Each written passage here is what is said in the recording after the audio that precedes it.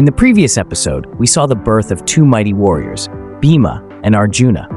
As King Pandu worried about the future of his kingdom, he sought the blessings of powerful deities to ensure that his sons would be strong enough to face any challenge.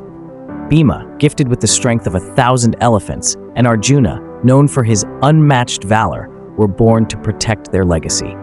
However, tragedy struck when King Pandu, overcome by desire, forgot the curse that bound him and met his untimely death. Left to fend for themselves, Kunti and her sons embarked on a journey that would eventually bring them back to Hastinapura, where destiny awaited.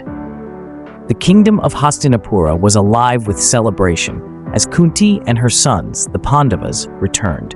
The people rejoiced, for they remembered the golden days of King Pandu's reign. The return of his sons filled their hearts with hope, and they believed that the future of Hastinapura was once again bright. However, amidst the joyous crowd, one heart was heavy with envy: Duryodhana, the eldest of the Kauravas. Duryodhana watched with seething jealousy as the Pandavas were welcomed with open arms. He could feel the love the people had for his cousins, especially for Bhima and Arjuna, who stood tall, embodying strength and valor. Duryodhana's ambitions, his belief that he was the rightful heir to the throne, were now threatened. The adoration for the Pandavas was a bitter reminder that the path to the throne might not be as clear as he had hoped. Seeing Duryodhana's anguish, Shakuni, his uncle, approached him quietly. Ever the master manipulator, Shakuni whispered words that fueled Duryodhana's hatred even further.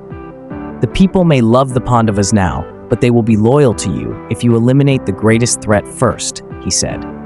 Shakuni knew exactly whom to target: Bhima. Bhima was the strongest of the Pandavas, a giant of a man with unmatched physical power. Without him, the rest would be much easier to defeat. Determined to rid himself of this threat, Duryodhana hatched a sinister plan with Shakuni. They decided to poison Bhima and make it look like an accident. The opportunity arose during a festive gathering. Duryodhana pretended to be friendly and offered Bhima a special drink, claiming it was made from the celestial cow Kamadhenu's milk, known for its unmatched flavor and vitality. Trusting his cousin, Bhima drank the concoction in one gulp, unaware that it had been laced with a deadly poison. Moments later, the poison began to take effect. Bhima felt his body grow weak, his vision blurred, and before he knew it, he collapsed. Duryodhana and Shakuni quickly acted, dragging Bhima to the edge of a deep pit filled with venomous snakes. They threw him into the pit, confident that between the poison and the snake bites, Bhima would surely die. Satisfied with their treachery, Duryodhana and Shakuni left, certain that Bhima would not survive the night. But what they did not anticipate was the sheer willpower and strength that flowed through Bhima's veins. As the venom from the snake seeped into his body, a strange thing happened. Rather than succumbing to the poison, Bhima's body absorbed it. The snake venom began to act as an antidote to the poison that Duryodhana had given him. Slowly, Bhima's strength returned. His eyes snapped open, filled with rage and power. With a single motion, he broke free of the ropes that had bound him and began to destroy the serpents around him, crushing them in his mighty hands. The remaining snakes, terrified, slithered away in fear. In his pursuit to escape the pit, Bhima discovered a hidden passageway that led to the mystical realm of Nagaloka, the land of the serpents. There, Bhima encountered Vasuki, the great king of the Nagas. Vasuki, recognizing Bhima as Kunti's son, immediately understood what had transpired.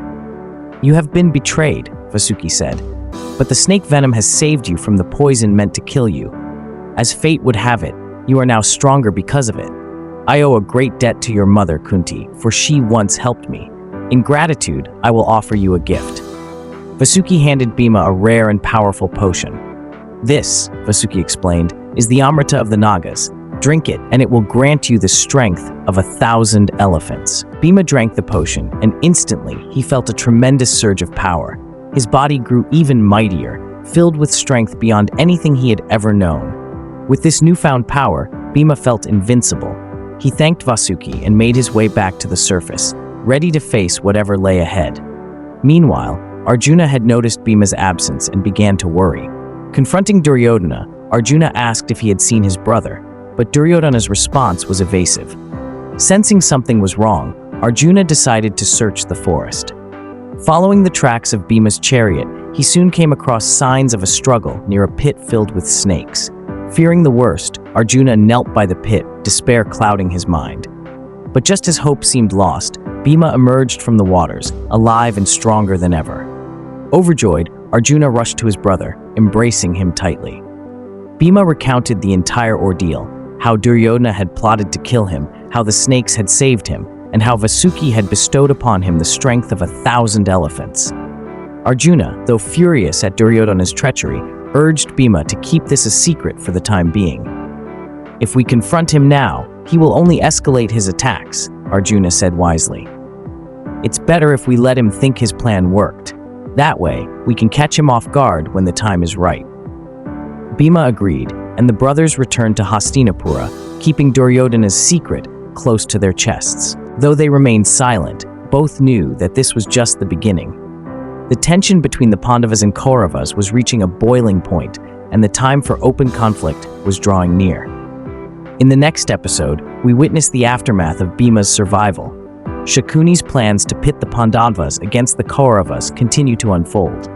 Meanwhile, Drona, the great teacher, arrives in Hastinapura to train the young princes.